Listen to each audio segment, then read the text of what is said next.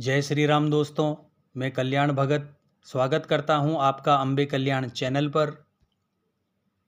दोस्तों, आज की वीडियो में हम बात करेंगे कि हमें किसी भी साधना के विषय में, मंत्र जाप के विषय में या पूजा पाठ के विषय में किसी अन्य व्यक्ति को क्यों नहीं बताना चाहिए।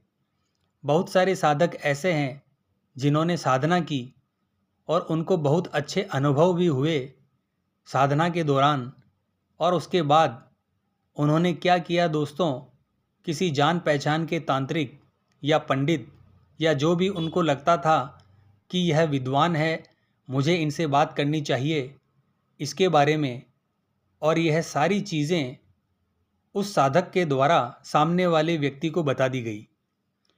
उसके बाद उनके अनुभव पूर्णतया समाप्त हो गए, बंद हो गए दोस्तों। तो ऐसा क्यों होता है दोस्तों?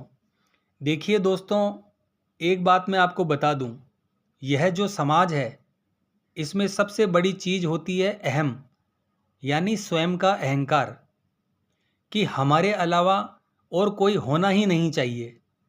यह अहंकार हर जगह फैला हुआ है दोस्तों।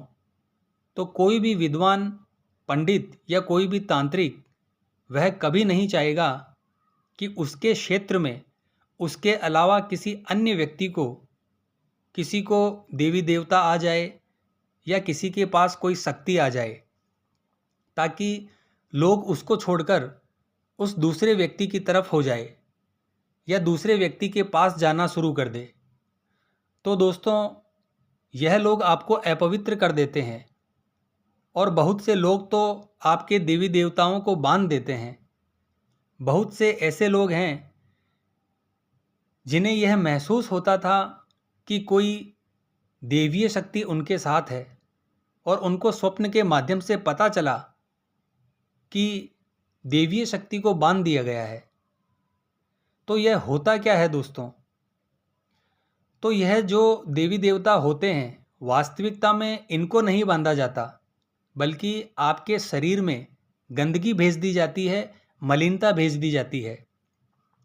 आपके शरीर में एक ऐसी नकारात्मक शक्ति को भेज दिया जाता है कि वह जब तक आपके शरीर में आकर बैठी रहेगी और वह बड़ी शांति से, बगैर कोई तकलीफ आपको दिए, आराम से बैठी रहेगी, आपको पता भी नहीं चलेगा उसका।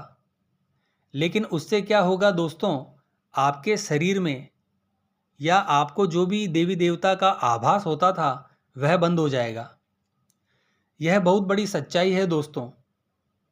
जो गंदी चीज़ होती है, नकारात्मक चीज़ होती है, वह भी शक्तिशाली होती है और बड़ी जल्दी असर करती है, और जो सकारात्मक शक्तियाँ होती है उनको थोड़ा समय लगता है। इसीलिए उन साधकों को, जिनको भी देवी देवता आते हों, तो उनके देवी देवता को बांधने का कारण यही है। यदि आपके शरीर के ऊपर देवता आते हैं या सवारी आती है और आप लोक कल्याण का काम करते हो, तो दोस्तों उनको नहीं बांधा जाता है, क्योंकि उस स्थिति में आपके शरीर पर कोई गंदगी प्रवेश नहीं कर पाएगी, क्योंकि देवी देवता आपकी सुरक्षा करते हैं।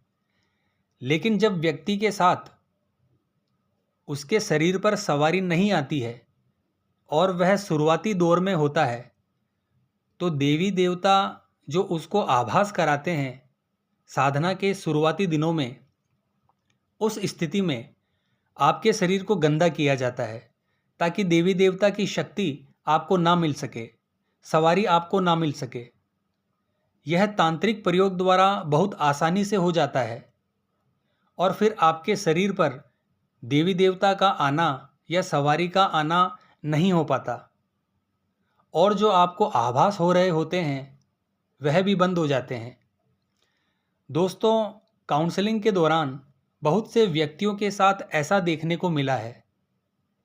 इसीलिए अगर आप कोई जाप कर रहे हैं, साधना कर रहे हैं, तो ध्यान रखें, इस विषय में आपको किसी व्यक्ति को नहीं बताना है, क्योंकि इस धरती पर प्रत्येक व्यक्ति सही हो ऐसा मुमकिन नहीं है दोस्तों।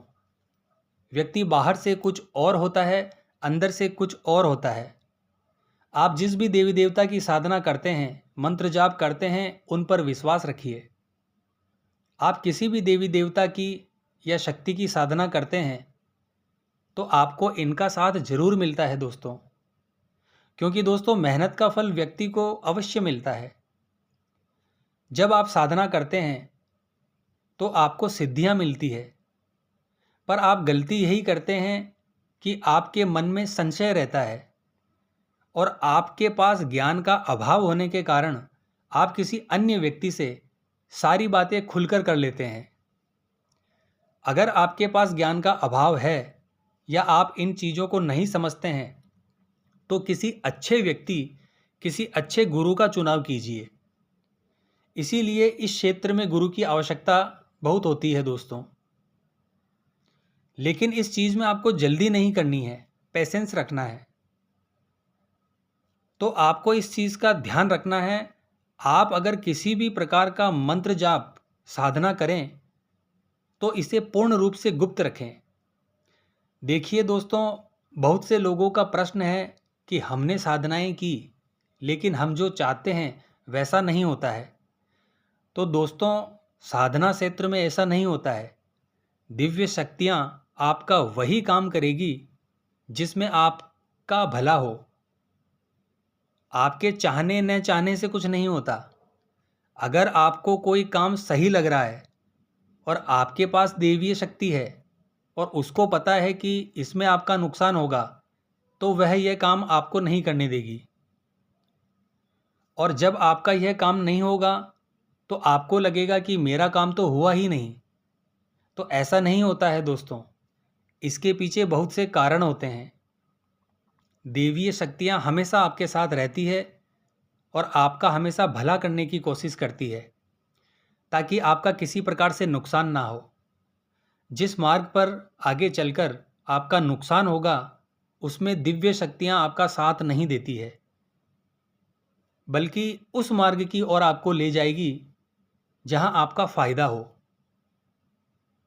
इसीलिए यह शक्तियां भगत के बहुत सारे काम रोक देती है, क्योंकि उनको पता है इसमें आगे चलकर इसका नुकसान है और भगत को लगता है मेरे पास देवीय शक्तियां हैं और वह मेरा साथ नहीं दे रही है। तो ऐसा नहीं होता है दोस्तों। इसीलिए क्या होता है दोस्तों, दिव्य शक्तियां तो आपके पास आ जाती है पर आपको विश्वास ही नहीं होता कि हमारे साथ कोई देवीय शक्ति है। दूसरा, वह आपकी सहायता उस मार्ग पर करेगी जिस मार्ग पर आगे चलकर आपको लाभ हो। तो इन सभी चीज़ों का आपको विशेष तौर पर ध्यान रखना है दोस्तों, बड़ी सावधानी रखनी है। आशा करता हूँ आज की यह जानकारी आपके लिए फ़ायदेमंद होगी और आपको अच्छी लगी होगी दोस्तों। तो मिलते हैं नेक्स्ट वीडियो के माध्यम से। जय माँ अम्बे, जय श्री कल्याण।